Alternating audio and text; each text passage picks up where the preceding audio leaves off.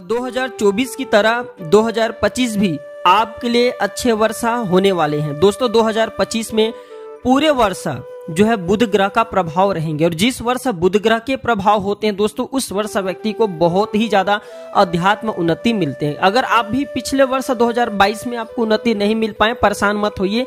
ये जो है 2025 आपके लिए एक अच्छा सुनहरा मौका है। दिन बुधवार से शुरू हो रहे हैं, तो पूरे ग्रह के प्रभाव जो है ये बुध पर रहेंगे। पूरे वर्ष के प्रभाव बुध पर रहेंगे।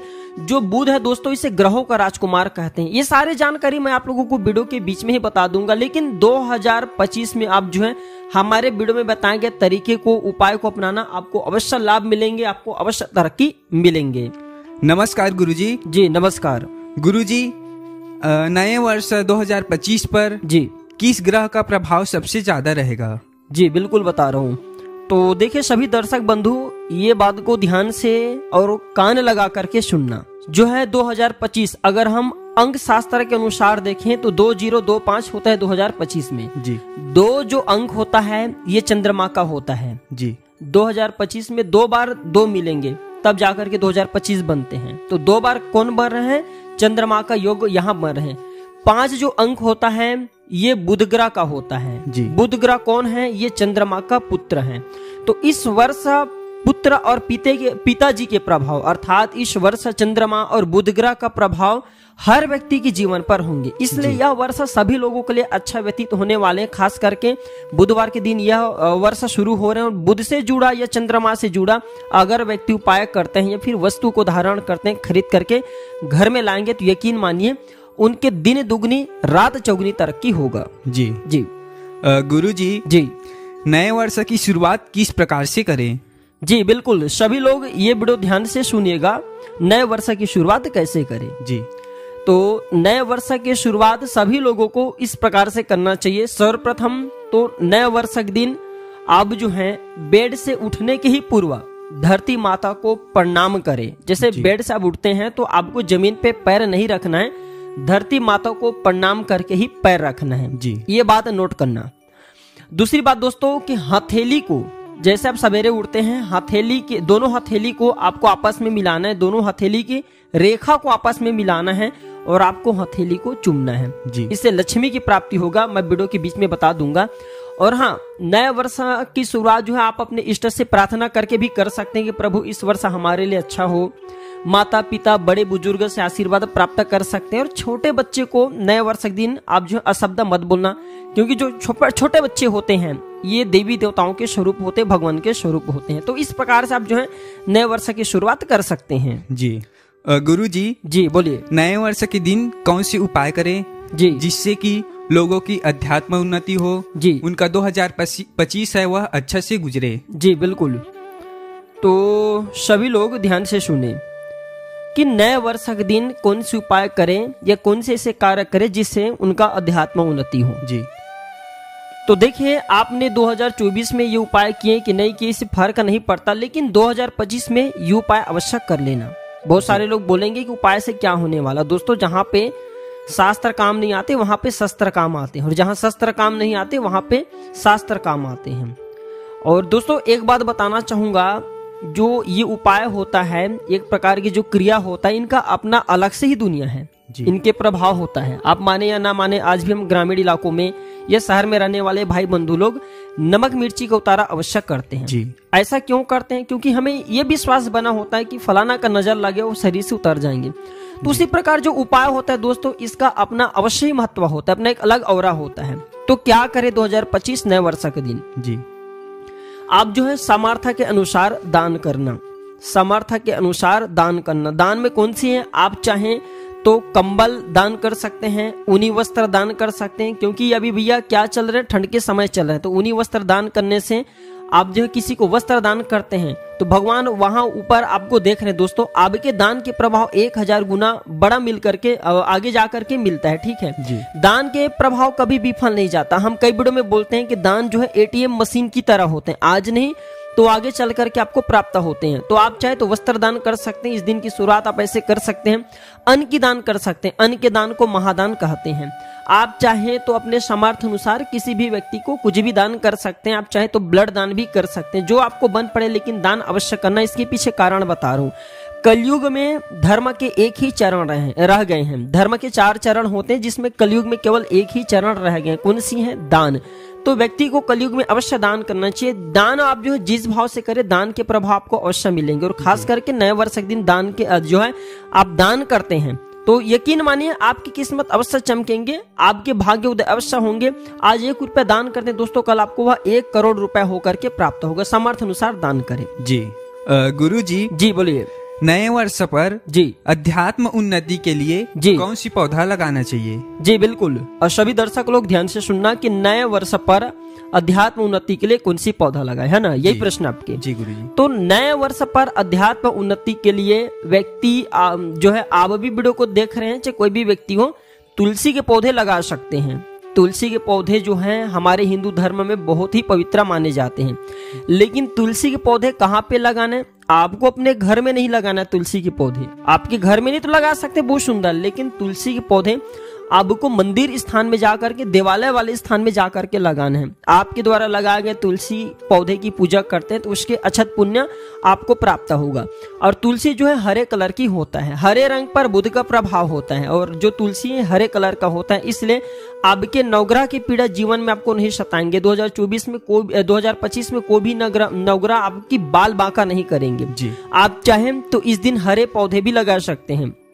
बहुत सारे हरे पौधे आते हैं, फूलदार जो लता है, पौधा है, जो आपको बन पड़े वह पौधा लगा सकते हैं। आप चाहे तो मनी प्लांट की पौधा भी घर पे लगा सकते हैं, लेकिन हरे कलर का कोई भी पौधा लगाइए।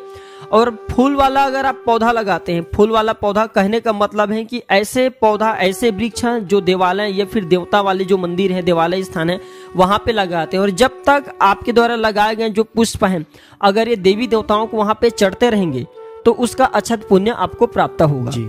तो व्यक्ति चाहे तो ये भी कर सकते हैं। आप जो है नए वर्ष की शुरुआत अच्छे कल के साथ एक अच्छे अध्यात्म उन्नति सोच करके करें तो आपको अवश्य लाभ होगा जी। गुरु जी जैसे कि आपने बताए 2025 पर जी बुध ग्रह का प्रभाव रहेगा जी। तो गुरु जी बुध ग्रह को प्रसन्न करने के लिए जी कोई शास्त्रीय उपाय बताइए। जी बिल्कुल, बुध ग्रह को प्रसन्न करने के लिए आप शास्त्रीय उपाय जानना चाहेंगे, शास्त्रों में वर्णित उपाय, और हमारे दर्शक बंधु भी जानना चाहेंगे। तो देखिए, बुध ग्रह के प्रभाव तो 2025 में रहेंगे ही रहेंगे, और उनके पिताश्री कौन? चंद्रमा जी, उनके भी प्रभाव रहेंगे। तो बुध और चंद्र ये दोनों का प्रभाव पूरे 2025 में लोगों को अवश्य मिलेंगे, और ये दोनों मिलते तो कभी कभी लोगों को नुकसान भी कर जाते हैं कुंडली में, इसके बारे में कभी बताऊंगा। लेकिन देखिए, बुध के अगर आप प्रभाव चाहते हैं 2025 में तो ये काम अवश्य करना। क्या काम करना है? सभी दर्शक ध्यान से सुनिए। जो है आप अपने पर्स में दूब घास का छोटा सा टुकड़ा, हरे कलर की जो दूब घास होता है, वैसे दूब घास 2 कलर की होती है, एक सफेद कलर की होती है, एक हरे कलर की। तो आपको हरे कलर वाला दूब घास का छोटा सा टुकड़ा पर्स में रखना है। रखने से पूर्व आप जो है अपने इष्ट देवी देवता किसी को मानते हैं उन्हें आप समर्पित कर देना, इसके बाद रखना। तो बुध ग्रह के जो औरा है, बुध ग्रह के जो अध्यात्म ऊर्जा है, जो एक प्रकार के सात्विक ऊर्जा है, वो आपके ऊपर हमेशा बने रहेंगे। आपको जहां भी जाएंगे सफलता दिलाने का काम करेंगे। छोटा सा दूब घास की टुकड़ा रखना और फिर देखना आपके जीवन में कैसे परिवर्तन आएंगे। दूसरा, आप जो है हरे कलर का रुमाल रखना शुरू कर सकते हैं। बुध ग्रह के प्रभाव हरे वस्तु पे होता है, चूंकि आप जो है चाहे तो आप जो है रुमाल रखना शुरू कर देना। रुमाल रखते हैं हरे कलर के तो आपके पूरे शरीर पर, आपके पूरे मन मस्तिष्क पर बुध ग्रह के प्रभाव रहेंगे। और दोस्तों, आप यकीन मानिए, हरे कलर के हमने बहुत सारे लोगों को रुमाल रखने के लिए बोले हैं जो विद्या में निपुण होना चाहते थे, क्योंकि जो बुध ग्रह है हमें बुद्धि प्रदान करते हैं। बुध ग्रह हमें तंत्र बाधा, बहुत सारे जो गलत विकार है इससे बचाते हैं। तो आप हरे कलर की रुमाल रखते हैं तो बहुत सारे तंत्र बाधा जो है विकार से बचाने का काम करते हैं जी। गुरु जी साल 2025 में जल्द ही तरक्की पाने के लिए कौन से रत्न धारण करें? जी बिल्कुल, साल 2025 में जल्द तरक्की पाने के लिए व्यक्ति चाहे तो पन्ना रत्न धारण कर सकते हैं। जो पन्ना रत्न है ये बुध ग्रह का रत्न माना जाता है जी। पन्ना जो रत्न है ये बुध ग्रह का रत्न माना जाता है जी। और इसे अनामिका तर्जनी उंगली में पहना जाता है, इसे तर्जनी उंगली में पहना जाता है, और इससे सोने में अगर आप पहनते हैं तो बहुत ही ज्यादा लाभ मिलते हैं। अब जानते हैं कि इसे कितने रत्ती धारण करना चाहिए, इनकी मात्रा क्या है।